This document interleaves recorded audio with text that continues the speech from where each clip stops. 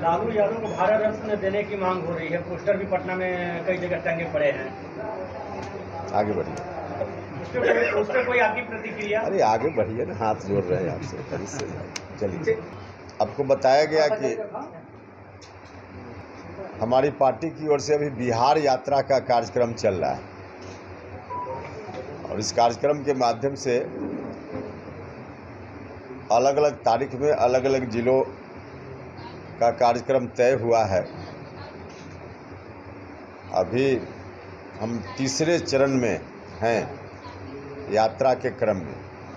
तीसरा चरण की शुरुआत जहानाबाद से हुई है, गया, फिर कैमूर और यहाँ से बक्सर आज जाएंगे। इसके पहले 2 चरण का कार्यक्रम संपन्न हो चुका है, जिसमें बगल में रोहतास, भोजपुर, उधर औरंगाबाद, सारण और फिर उसके बीच के चरण में उधर मिथिला का इलाका, मधुबनी, दरभंगा, मुजफ्फरपुर और बाकी जगह का कार्यक्रम आगे फिर हम लोग निर्धारित करेंगे, सब जगह जाएंगे। इस कार्यक्रम के माध्यम से हम बिहार भर में जा रहे हैं। आम लोगों से भी मुलाकात हमारी हो रही है, पार्टी के साथियों के साथ भी विमर्श कर रहे हैं और एनडीए के साथियों के साथ भी हम बैठ रहे हैं। नहीं है, चालू है, लेकिन यहाँ जो है लगातार जो है शराब के लेके मौत हो रही है। तो फिर शराब में कितना उलझ रहे हैं? कह तो दिया हमने सब बात, क्या पूछना है? वहाँ मैंने जो है राजस्व का तो क्षति तो हो रहा है ना। अब इसका जवाब वेश्यावृत्ति करने से भी पैसा आता है। इसका मतलब क्या कि अब ठीक है, अच्छा काम है भाई। पैसा आमदनी के लिए सब काम थोड़े किया जाता है। ये स्टेट है ना, ये स्टेट हमारे यहाँ संविधान में कल्याणकारी राज्य कहा गया। अब रेलवे में कहा जाता है कि रेल यात्री को ढोने में रेल को घाटा होता है। इसका मतलब रेल यात्री ढोने का काम रेल छोड़ दे? सर, ये इसके आमदनी से इसको क्यों दे? ये की गलती थी जिसके चलते हो गया। 2025 में विधानसभा में गलती नहीं ना दोहरा। तो पहले कहा कि जिन कारणों से विपक्ष इस तरह का वातावरण बनाने में, अफवाह फैलाने में सफल हो गया, वो कारण नहीं रहेगा तो ऑटोमेटिक उस तरह की बात नहीं होगी। अभी भी तो स्मार्ट मीटर को लेकर विपक्ष सामने आ रहा है। अच्छा, विपक्ष का काम है तो कुछ तो करेंगे ना। जहाँ तक स्मार्ट मीटर का सवाल है, इसमें थोड़ा सा निश्चित रूप से कई जगह हम भी देख रहे हैं कि लोगों का इशू है। कई लोग बताते हैं बिल जिनको आना चाहिए या आ रहा था पहले, अगर 100 रुपया तो अचानक से 1000 रुपया का बिल आ रहा है। तो इस तरह की कई जगह सूचना हमको भी मिली है और इस पर हमको लगता है कि जो स्थानीय या संबंधित प्रशासन या बिजली विभाग के लोग हैं, देख रहे होंगे।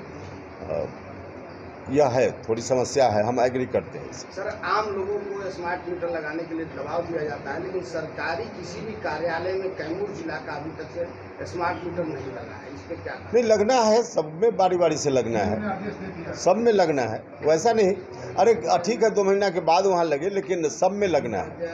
लेकिन सरकारी कार्यालय में लगता है तो लोगों की कंफ्यूजन ही खत्म हो जाती है। ठीक है, वहाँ भी लगेगा, वहाँ भी लगेगा।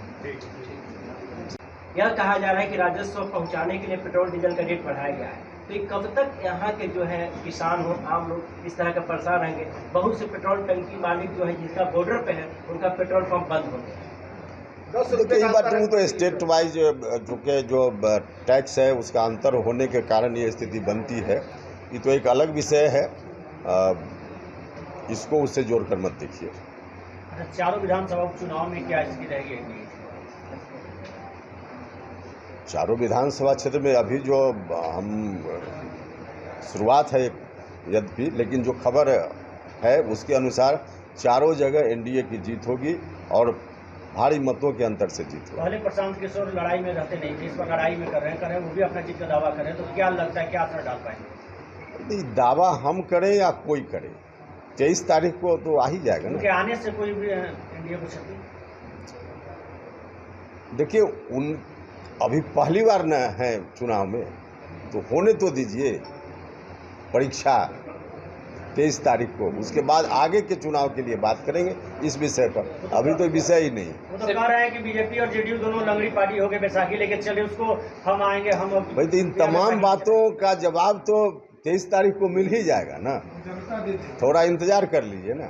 सर, नागमणि कुशवाहा जी का कहना है कि माननीय मुख्यमंत्री नीतीश कुमार जो सवाल इधर से एक पूछ रहे थे भारत रत्न वाला, उसी तरह का सवाल आप पूछ रहे हैं। ऐसे सवालों का जवाब हम नहीं दे, ऐसे सवालों का जवाब हम नहीं दे पाएंगे, हमको नहीं मालूम है ऐसे सवालों का जवाब।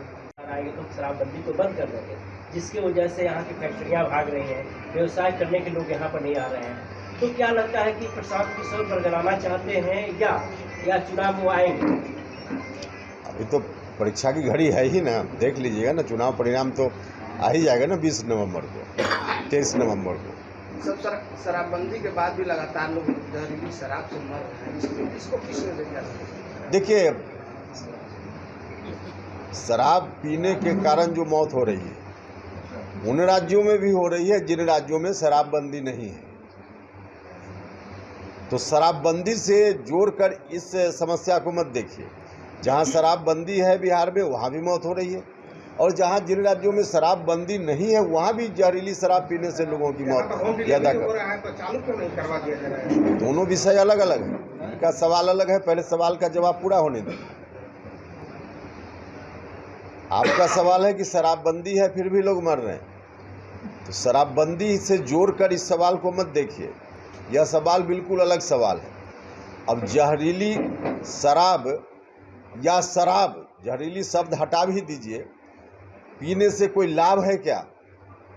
पीने से तो नुकसान ही नुकसान है।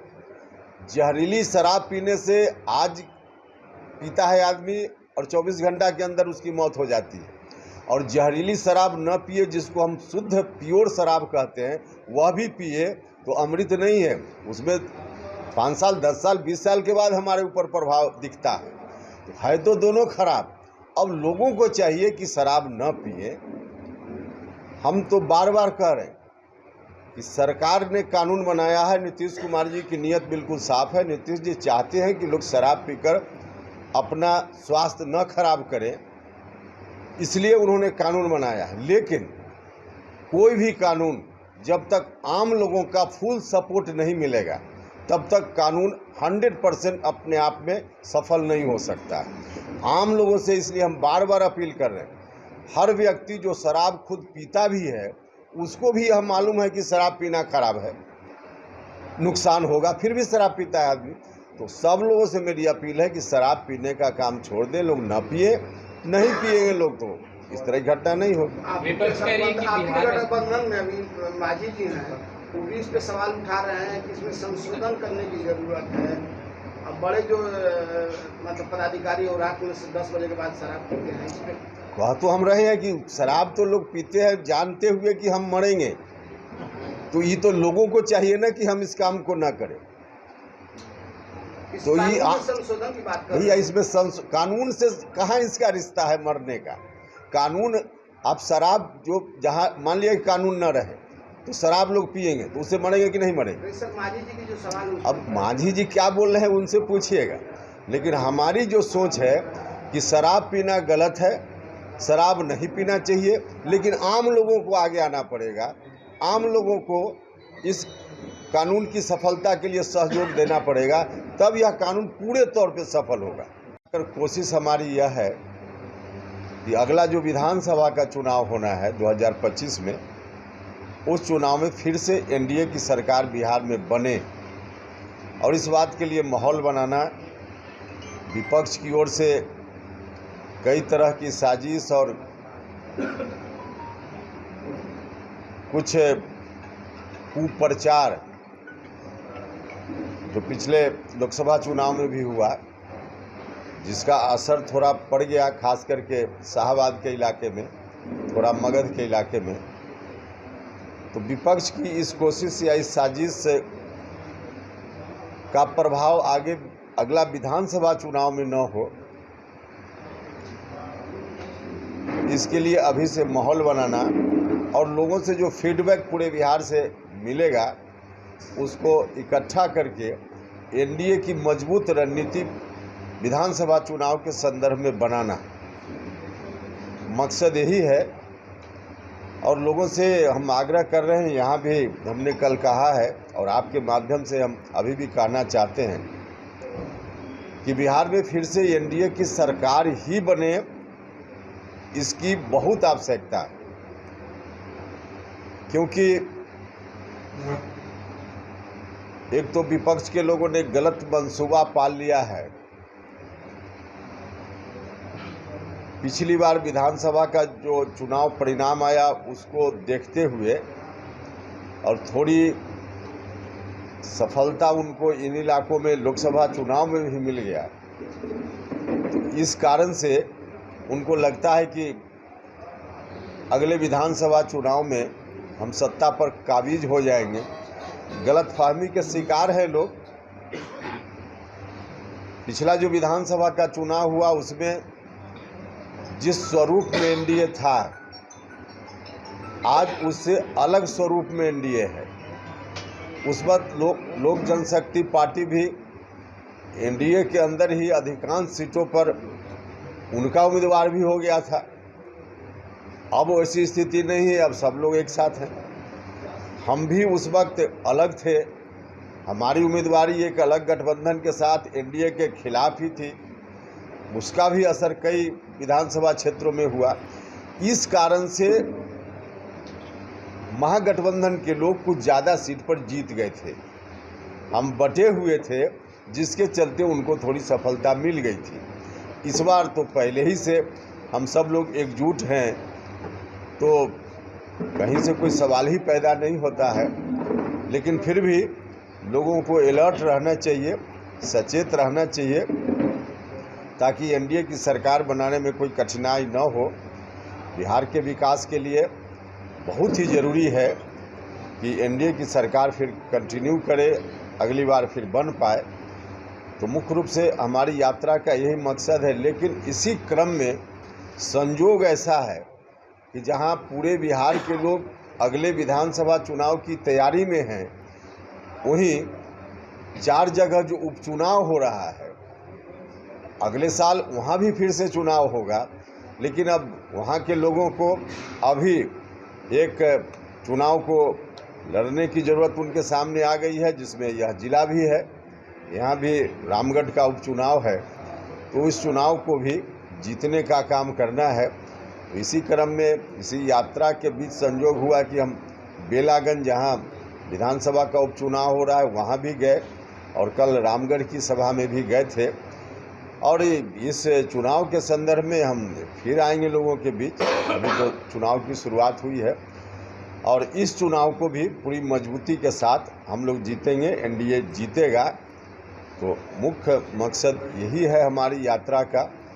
अब आपका कोई सवाल है? लोकसभा चुनाव के बीच कुशवाहा वोटर में कुछ कंफ्यूजन की स्थिति थी। इस बार विधानसभा क्या उपचुनाव में उसको किस तरह से देखा जा रहा है? देखिए, कन्फ्यूजन की स्थिति हमने कहा ना कि तो विपक्ष के लोग साजिश करते हैं कन्फ्यूजन पैदा करने। स्वाभाविक रूप से जो आप कह रहे हैं, थोड़ी वैसी स्थिति बन गई थी। लेकिन जिन कारणों से वैसी स्थिति बनी, विपक्ष के लोगों को जो बहाना मिल गया, अब वैसा कारण नहीं रहेगा तो विपक्ष के लोगों को बहाना नहीं मिलेगा। इस तरह की साजिश में विपक्ष के लोग सफल नहीं होंगे। सर 2025 की बात कर रहे हैं, तो 2025 में बिहार विधानसभा में कितने सीटों पर आपकी पार्टी? नहीं, हमारी पार्टी कितनी सीटों पर लड़ेगी इसका अभी वक्त नहीं है, या एनडीए गठबंधन में और भी कौन पार्टी कितनी सीटों पर लड़े, इसका अभी वक्त नहीं है। वक्त आएगा, हम लोग तय कर लेंगे। किसके नेतृत्व में चुनाव लड़ा जाएगा सर? अरे नीतीश कुमार जी का नेतृत्व है, इसमें कहाँ कोई दिक्कत है, तो पहले ही से घोषित है।